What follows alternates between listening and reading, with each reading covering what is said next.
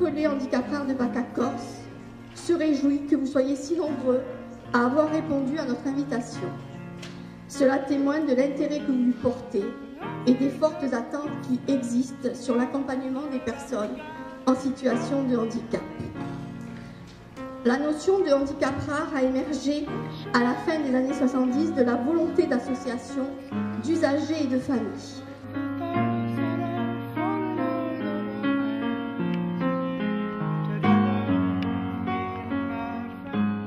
L'équipe relais, nous l'attendions depuis pas mal de temps, puisque sur la dernière rencontre nationale, je me rendais compte qu'on avait pas mal d'équipes relais un peu partout et qu'il en manquait en région PACA.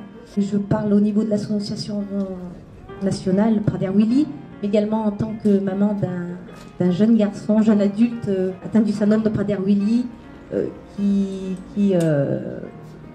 est en situation critique et très difficile, et qui du coup entraîne derrière lui tout un tas de difficultés familiales et au sens large. Il y a l'annonce du handicap, des déficiences, effectivement encore de ces différences. On ne connaît pas la gravité de la différence, on ne connaît pas non plus la richesse de la différence. Et c'est le parcours de toute une vie. L'équipe relais est un maillon du dispositif handicap rare. Notre mission est d'identifier les ressources existantes sur le territoire en matière de handicap rare, mais d'accompagner également les professionnels qui spontanément n'ont pas la formation, n'ont pas toute l'expertise nécessaire, mais qui peuvent accompagner des personnes qui sont en situation de handicap rare ou en situation de handicap complexe, et que le réflexe ce soit de trouver des réponses aux problématiques qui sont posées aux professionnels. Nous développons au sein de notre réseau, constitué par l'ensemble des équipes relais, des méthodologies spécifiques d'intervention, mais notre levier principal, c'est évidemment le travail partenarial. Donc c'est pour ça qu'on a coutume de dire qu'on travaille autour des 3 C, la co-construction.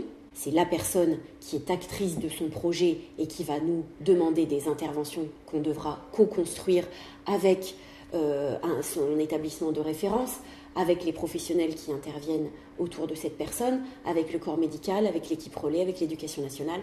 Voilà, tout est possible. La deuxième, c'est évidemment la coopération. Donc c'est amener toutes ces personnes à travailler ensemble au bénéfice de la situation de handicap rare.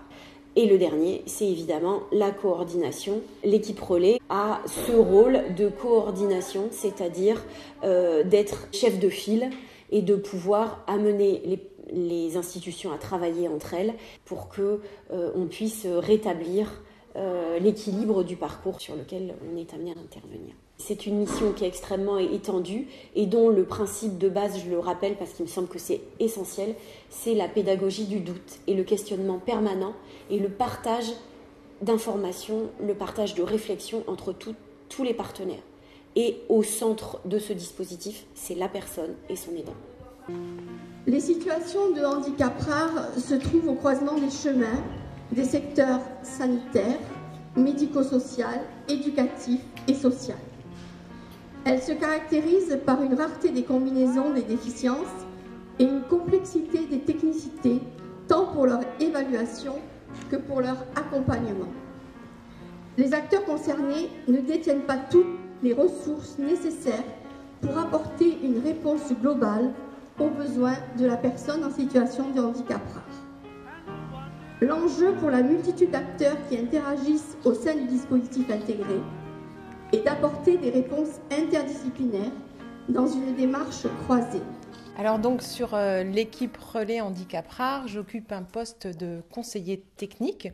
Alors la mission principale de ce poste, c'est d'analyser les demandes.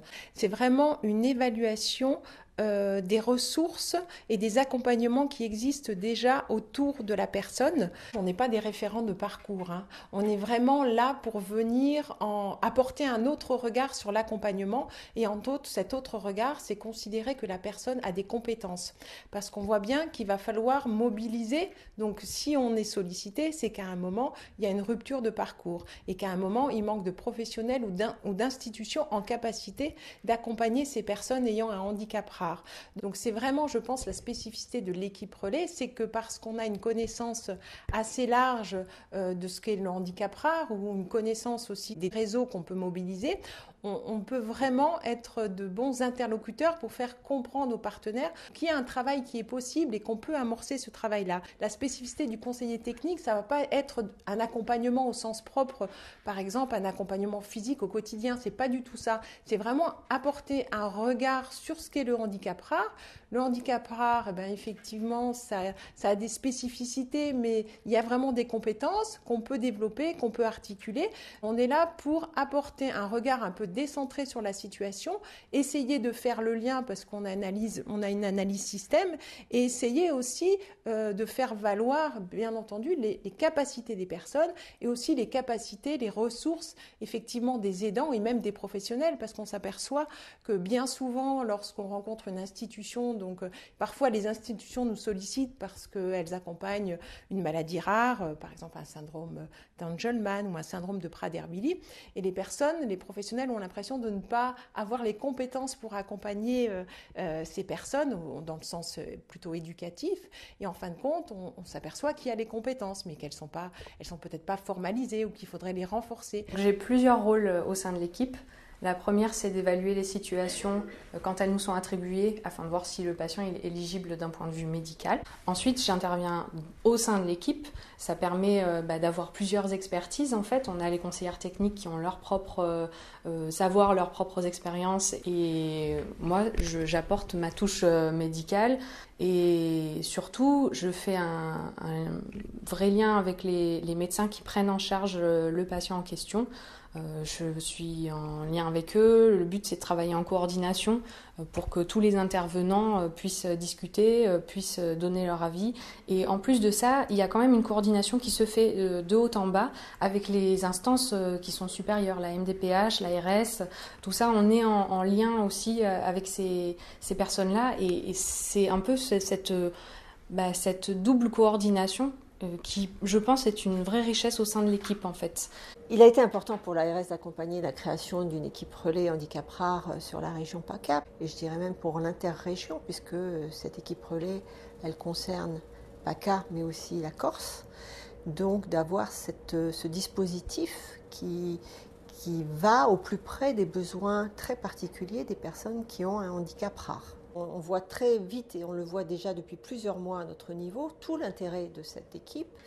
Et nous-mêmes, l'ARS, nous la sollicitons, notamment pour nous aider à analyser certaines situations complexes, les situations dites critiques que nous avons dont nous avons à rendre compte et pour lesquelles nous devons trouver des solutions. Et on voit bien que depuis quelques mois, cette équipe relais nous vient en aide et apporte justement cet éclairage qui nous manque, en faisant l'interface avec des établissements, avec les hôpitaux et en proposant aussi des alternatives ou des solutions. Il faut savoir aussi que sur cette notion de prise en charge du handicap rare, nous avons le projet de créer d'ici 2 à 3 ans une maison d'accueil spécialisée sur le handicap rare à Marseille. Le projet est en cours. Nous sommes en passe de le finaliser, donc une masse de 38 places qui prendra en charge le handicap rare, plutôt le versant de l'épilepsie sévère, qui est un des aspects du handicap rare.